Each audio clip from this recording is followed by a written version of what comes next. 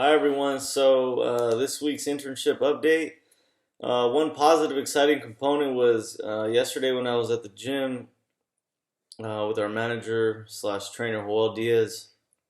Uh, Cub Swanson, the number 4 featherweight champion in the world in UFC, came inside, and at first I didn't know who he was. I don't watch UFC too often, um, but as they were preparing and we were getting them ready, one of the other trainers told me that, told me his profile basically, and it was interesting to see, the networking that goes on, with the boxing industry. And Cub Swanson fights here out of Palm Springs, California.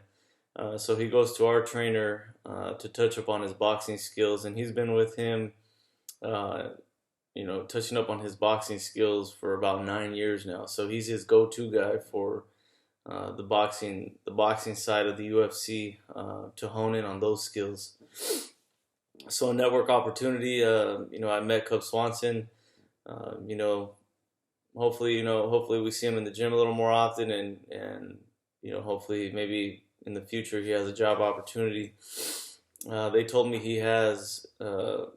he owns a UFC branched gym in Orange County with another, I believe, with another fighter. They invested in the gym together, MMA type style fighting gym. They also, I know Cub Swanson also owns a gym here locally, so there may be something that may open up in the future. Um, but in the meantime, as long as we just keep that positive connection. One negative, there's no negatives this week. We're getting ready, prepping the fighters for their fights this weekend. I'll be at the weigh-ins on Thursday, um, and their fights take place on Friday here locally at a casino, 5 minutes from my house. So just really looking forward to seeing how our boxers perform, and some good insight. One of the trainers was telling me that a former person who used to intern a long time ago was offered a job through Oscar De La Hoya, Golden Voice Promotions, and he's currently a fight coordinator, just assuring that all the boxers have everything they need. Walking them out, checking on people to make sure that everything's being done right. So it was kind of exciting to see that, hey, maybe there is an opportunity if I decided to pursue the boxing route eventually, or later on in life.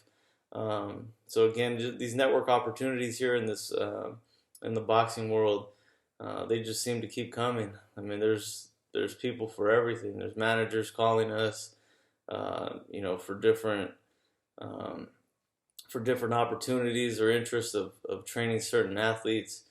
Um, one negative challenging component, it wouldn't be on my end, but it would be on the fighters' end. Our trainer houses 6 fighters in one house he owns here locally, and he has another condo which he also houses fighters. So he had came back from a home inspection, basically just checking up on the fighters, checking out the home environment that he owns, and seeing if they're keeping up with the place. So I guess prior to me coming into the organization, he had mentioned to them that they needed to keep the place clean, livable. So I guess he had came back, and he was upset because the place was a mess. So now, since he had already fair warned them, their rent, which their manager pays, is going to go up $100 per person, so that he can have a housekeeper, go to the house once a week. Um, on their end, it's a loss to them financially, because they're allocated a certain stipend per month for their rent, for food, etc. Their manager covers. So each of those fighters now is going to pay $100 more per rent for the month for upkeep. Keep the place clean. Just so it's an environment that you can walk in and feel welcome. So that was maybe a challenging component on our trainer's end. To go to his rental site and see that the fighters aren't upkeeping the place. So I'll keep you guys updated with the post, maybe Saturday night or Saturday midday.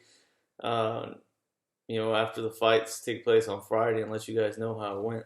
And I'll update any negative, challenging components that occur, and positive things, and any network opportunities I may come across. Thank you.